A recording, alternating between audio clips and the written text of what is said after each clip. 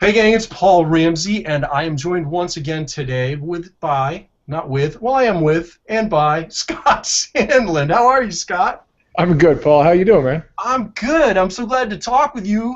I always want to talk to you, first of all, because I always enjoy talking to you. But second of all, I wanted to have a chance, because I know everyone was always checking in with you at the conference. I wanted to have a chance to thank you and your folks who helped you for putting on a wonderful HypnoThoughts live conference out in Las Vegas.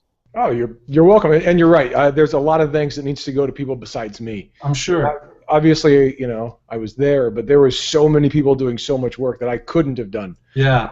And thanks for coming. It was really Oh, good to meet you in person and hang out for a bit. it was absolutely just a great experience. It was really, really great. So Yeah.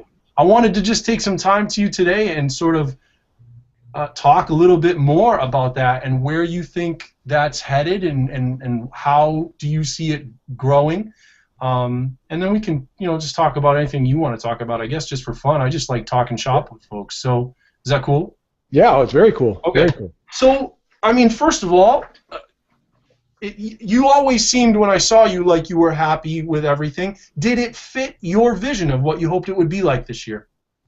Yeah, I mean, this was obviously our second live conference. We had done the online things many years ago, and we made new mistakes this year, which is a good thing, in terms of growing and all that. We definitely, we didn't do everything flawlessly, but that would be crazy to anticipate. But we made new mistakes. We repeated, I think, no mistakes.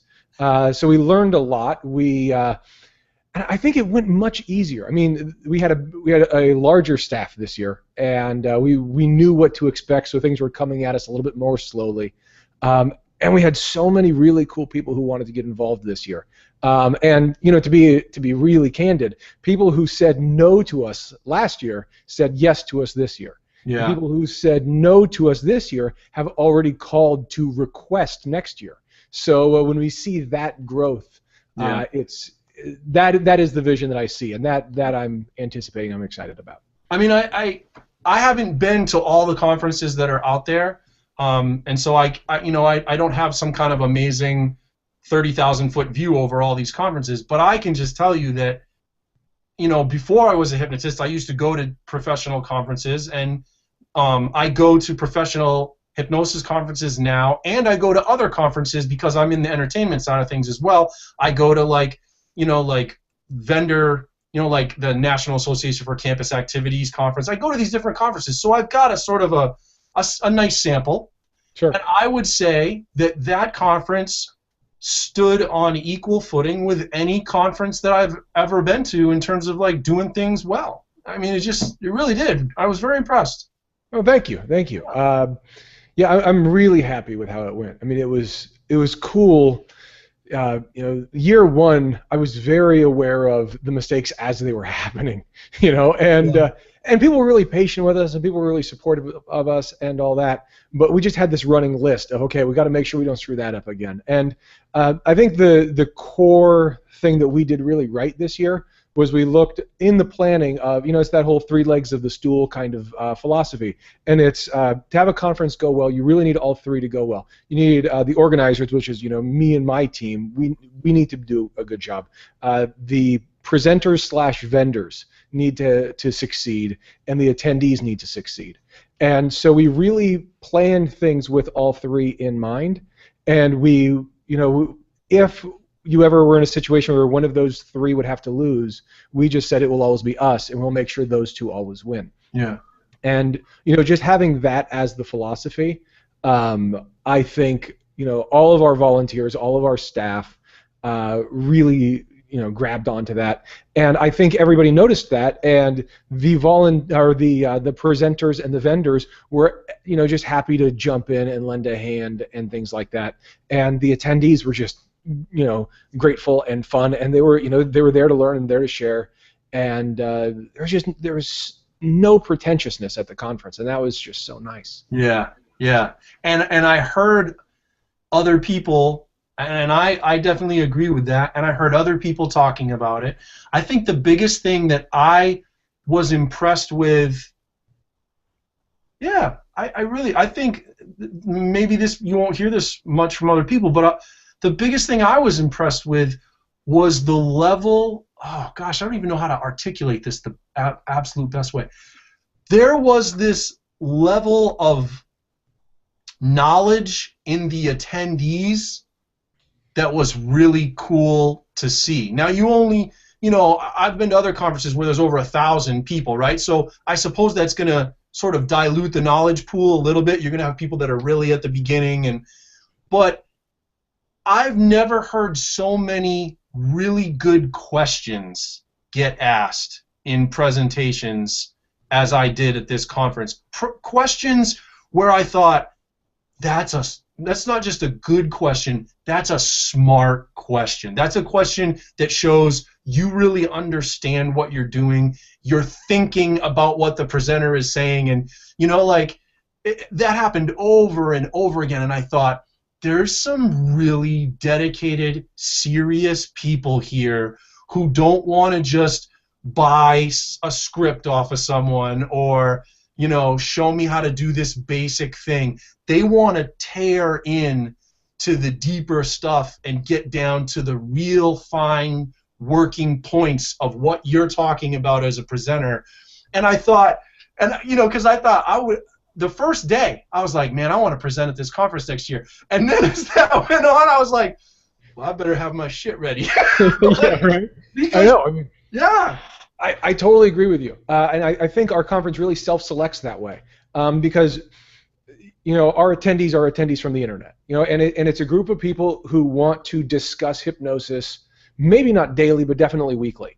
And so they're up on more current or active, education models or theories that are going on, and they're not just sticking with, it's very easy in hypnosis to grab something that's 40 years old and to do it with a pretty good success rate and be happy with that. Yeah. And there's nothing wrong with that, but that's not really our core audience. Yeah. Our core audience is the one that's by definition not satisfied with that. And they're just curious, they're passionate, they want more. And that's why they come to sites like HypnoThoughts, but not just HypnoThoughts. And that's why they heard about this conference and they come to share that. And so I think you're absolutely right about that. And we noticed that in the beginning of the first year, that was already happening, and that's one of the reasons we made a really conscious decision this year. We did that, the QR code scanners on the name tags. We did that because I didn't want there to be different name tags for presenters and attendees. I wanted everyone's name tag to look the exact same because I didn't want people judging each other's comments or questions or anything like that based on what was on their lapel. And I've been at conferences where I get to wear presenter, board member, whatever. I've gotten to wear a cool little flair on my things, and I've noticed that I get treated differently when I have it. Yeah. And I think there are times where I've literally been in the room and I know that I know what I'm talking about, and I know that if I have a better badge, I would have been heard faster. Yeah. And I know there's times where I've got the cool badge and everyone just looks at me, and I'm not the authority on the topic at all. Yeah. And so I think the more we could just level that playing field, I think that helped. And it helped a lot of the attendees to be more comfortable sharing that stuff. And it helped just facilitate that quality of conversation. Yeah. So I totally agree with that. And I think it's great. And it brings me to sort of another point that I really wanted to talk with you about. And I don't know that I've been to a conference yet that does what I'm about to talk to you, but one thing that was missing from this conference, and I would say it's probably missing from all of them, is people go and they're so polite for the most part, right? They sit, they're respectful, they ask thoughtful questions. What does it take to create a conference, and I'm not, if you wanted to, but I think you would kind of be interested in this a little, like, what does it take to get people to have more challenging professional discussions in a setting like a conference like this, where people can lovingly and respectfully be like, I just think that's horseshit, and sort of banter a little bit, because I never see that. And I love that when I can sit with someone that I know I have respect for and that respects me, and we can be like, come on, really? And I'm like, I kind of miss that at these conferences. How do we do that? I agree. We had one, panel discussion last year that got some of that, and we put the head of a couple bodies and a couple people who were big on the internet on a panel, and come ask them questions. And there were people coming up and saying, look, there's 3 or 4 organizations on this panel. What do we have to do to unite these organizations? What do we need to do to unify standards? How can we make this happen? And they gave answers, and the next person stood up and basically said, that's an unsatisfactory answer. I want a better answer out of you. And it was said with the intent you're talking about. It was great. Yeah. And I saw that. I said, how do we get that? Right. And I think you're right. I think that's something that we do want. And, it's tricky to figure out. I think you're absolutely right. I would love to find a way that, and maybe, what we can do, and this is something I'm already playing with for next year. One of the things that I want to do next year is I like the idea of having a representative from each organization speaking at the meals, and I thought that was a fun idea. It didn't work out as well as I wanted in practice. The main reason because people wanted to just talk to each other and they were sick of lectures. Right. And I get that now. I wanted to just kind of have conversation starters. But I think if we could switch that piece and have a more informal gathering with conversation topics and just say, look, you guys can talk about whatever you want, but I'd like there to be a theme to this, wine and cheese mixer. And I'd like, everyone to talk about educational standards in this wine and cheese mixer. And you can talk about whatever you want, but let's start with that's, at least the, hi, nice to meet you. What do you think of this topic? And if we pick provocative topics, but with that same relationship, and just say, look, this room, and I would really actually get a separate room from the rest of the conference for this, and just say this is a room that is designed for respectful discourse and debate, and this is something, and as ridiculous as it sounds, maybe throw some alcohol at people, and I work in drug rehab centers. Just enough to loosen the inhibitions, right? Yeah, just enough because. Down at the bar at the conference, I think there's a lot of education that goes on there. Yeah. And there's a lot of people calling each other out because I've already bought you a drink so I can. Yeah. We bought each other a drink, we're cool, we've been hanging out, and then you say something like, well, if you're not using regression to cause, you're not doing hypnosis. And I can go, look, okay, time out. Yeah. You're a nice guy, but you don't believe that bullshit, do you? Yeah. And you right. Go, well, that's what I was told. And I was like, well, I was told, a lot of things. I've been told, this is interesting. There are 3 hypnosis organizations that say they're the oldest on Earth. Isn't that amazing? I love that in hypnosis you don't just have your own opinions, you have your own facts. Yeah. And we have our own revisionist history that's so dramatic.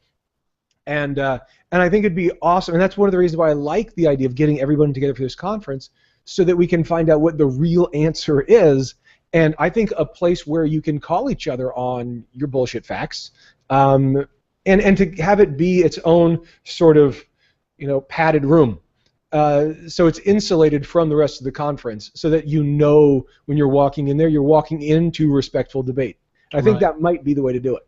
Yeah, I mean, before I was in hypnotism, I had a brief stint right out of college as an English teacher, and so I had a departmental meeting that we would go to, or sometimes teachers would just get together at lunch, right? And you'd talk process and content and stuff like that. And so I learned early on the value of having that collegial conversation.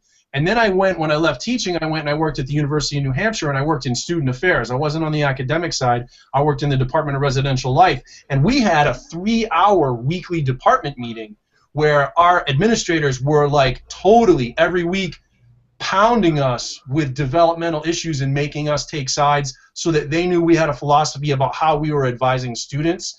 And I mean, I did that job for 5 years, and there was so much value to that. And I think that, HypnoThoughts provides a forum for that to some extent. But I think there's a difference between the way that people in online forums get keyboard courage and take people on, and the way that you and I sit across from each other and have to look each other in the eye, right? And get uncomfortable. And there's a real value to that, I think. And I think people need to be invited into that. I think there's a lot of people who don't feel comfortable, providing that without the invitation. You know, just to proactively say, hey, I'd like to call you out on a few things. You know, it feels very intervention-like. And I think there's a lot of us that, you know, let's just pick somebody that, you know, everyone knows I respect, Michael Ellner and Roy Hunter. You know, they're two awesome people who I've known for a long time, and I think it's pretty easy for everybody in the industry to look at them and say, those guys have done a lot of work. You know, I'm fortunate that I have a great relationship with both those guys, and I've gotten to the point now where if I disagree with them, I will proactively tell them that. And I remember the first time I did that with Michael Ellner, and we had known each other for 10 years maybe. Before the first time I did it, and I was terrified of doing it. Yeah. And I remember saying, whatever I said, you know, skip that part. And he heard me. Yeah. And I said, look, Michael, you know, all this stuff. I said, what are you doing with that when there's all this? And he heard me, and I don't know if I was completely right, but there was a point of it that was absolutely worth considering. Yeah. And he thanked me for that, and he, you know, he respected that. And from that point on, I felt more comfortable doing it. And we have this great relationship. And in a similar situation with Roy Hunter. But it took me a long time to get to that spot. Yeah. And it took me a long time just sitting in the room with those guys. And, you know, I'm fortunate that I've been in the room for a long time. And I think the more we can invite people earlier in the conversation to jump in. And I think the perspective of somebody who's been in the profession for 6 months is a really valuable one. You know, if they've been seeing clients for a month, you know, they studied for 6 months, they've been seeing clients for a month, they're fresh out.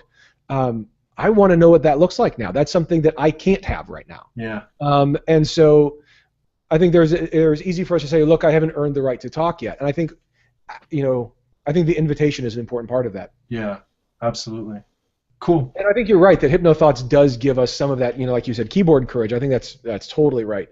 And so fostering that safety and fostering that, look, we're not going to bite your head off for disagreeing with us. You know, education comes from disagreement and all that stuff. Right. So, yeah. And at least, I mean, that's one of the things that I think is great about HypnoThoughts, and I have to take ownership over the fact that I very rarely participate there. But when I have, I see the value in that. I mean, our profession is so, like, we're the profession of like 50,000 islands, kind of, you know, right? Of like everybody's on their own little island, and so there are so few ways I think that practitioners get to really get together and have that. And it's like in what all the other professional professions, right? There's a structure for that. There's ways to do that. Usually there's multiple ways. When I was a teacher, we had department meetings, and I had a mentor teacher, and we had self opt-in professional development groups that you could join. You know, I mean, it was just all over the place. And at UNH, when I worked at UNH, you know, you could choose to get that through joining extra committees and teams that were working on things. There were always ways to do that. So. Yeah, and I think that's actually one of the reasons why I think HypnoThoughts is successful at all. At the very beginning of it, before it had any momentum or critical mass, our job is a very isolating job. You know, I sit in a room with one person for an hour, and then they go away, and then I do a little paperwork, and then the next person comes in, and then the next person, and I can't share my if the last client stopped smoking, I can't share that with the next person. So my successes, my challenges, my failures, my whatever, they're just in here. And I think all of us, you know, really want to share, and we want to be a part of, you know, something larger than ourselves. And that's one of the reasons why HypnoThoughts is successful, especially early on, was for that reason. Yeah. And I think that's one of the reasons why the conference is such an important piece, because it adds that next dimension of that. Yeah. And I think, you know, you used 50,000 islands. I think it's actually weirder than that. I think it's more echo chambers, because I'm in my office and my beliefs keep getting bounced back to me, and all my successes validate my beliefs. And so it's not that things are going out into nothing. It's that I'm getting momentum in my beliefs, and I'm getting momentum of being more and more certain that this is the quote-unquote right way or best way to do things. And so being able to put more of us in a larger space means it's less of an echo chamber. So that's the piece on that. Yeah, cool. Is there, we have probably time for one last sort of idea. Is there some thing, some aspect of the conference that you feel like is still missing, or that you're waiting to grow into, or is there anything like that that you? Oh yeah, we've got a plan and a trajectory that I'm looking forward to. We hit our numbers. We were 50 people off our numbers the first year. We hit our numbers for this year, so we're on track for the goals that we have for this thing. And we have goals for where we want to be that we just genuinely can't do until we get to about 750 to 1,000 people. Yeah. That is about being more global. As much as we had, people from so many different countries there, and we really did. It was cool, Australia and England and Portugal and Brazil and all these different places. It was neat. There has to be a way to create community on a global level, and I've got ideas on how we can do that, because I don't want to just stream to everyone's living room, and that's what the conferences are doing wrong right now, and that's what was wrong with Hypno Summit 5 years ago. And I know how to do it. I've got plans on how we can put it together, and that's one of the reasons why I'm going to London in a couple weeks to start working over there to kind of build some Europe buzz, because 15 to 17% of HypnoThoughts traffic comes from just England. Yeah. I mean, forget the rest of Europe, and we've got a good chunk there too. Yeah. But so figuring out how to make a conference that has a better utilization of technology to really create relationships, and we have visions for that, and we have ways to do it to create better tracks and organizations to get more people from different viewpoints and perspectives, and to do so in a way that they're organized. We've got a lot of things that we can just keep scaling up into that are actually really exciting. Cool. Yeah. If people want to get more involved next year, what are the mechanisms that you can put them onto for how to start sort of planning for that, or Yeah, so there's a few things. The first thing that I've always held on to from HypnoThoughts that I keep going with when it comes to conferences or trainings or things like that, people go where people are. And so something gets buzzed, and that's why people show up. And people who are good at getting butts in seats are good at getting the first few butts in seats. And then it takes care of itself. So if you want to get involved from day one, number one, htlive.net. We're going to be putting up stuff for speaker applications pretty soon. We'll be announcing dates in the next week. We're trying to figure that out. The dates we had for this year we can't have next year, so we're figuring that out now. We've been doing that since the conference ended. Okay. So we'll have dates. We'll get applications for presenters and stuff like that. And the more we can get people just saying what they enjoyed about the conference, the more we can get people saying what they want out of the conference, the sooner they commit to us, the more we can do with that information. And the same thing is true with money, because I know when I go to conferences, I pay at the last minute because I'm unorganized. I got other things in my life, and I just pay last minute. This sounds selfish, but it's true. The sooner you give me your money, the more I can do with that money to get more people there. Sure. And there's a lot of people who pay at the door, which is absolutely fine with me. If you pay at the door for HypnoThoughts, you're helping me fund next year. But if you pay early, you're helping me make this year better. So the sooner you commit in any way that you want to, either just saying you're going to be there, or putting in a speaker application, or telling us what topics you want to hear, all that stuff, the sooner and more vocally and more publicly you do it, the better it is for us, because I don't want this to be my echo chamber where it's just my agenda. This has to be influenced by all of us, and that's one of the cool things about the way this is set up. Cool. Awesome. So that's great. So you guys check out htlive.net. htlive.net, and get involved. I really think that this is... I told people, I'm like, don't say it if you don't mean it, so I should be willing to say it publicly. Like, I told people when I came back from this, I said, I think in the next 3 years, this will be the leading conference for hypnosis in the world. Like, I think that's the path you're on. It was really great, and so thank you for that, and thank you for making time for me today, and let's talk again soon, okay? Yeah, I'd love to. Awesome. Thank you for taking the time to do this with me. No, it's my pleasure. My pleasure. All right, Scott, be well. All right, you too. All right, bye-bye.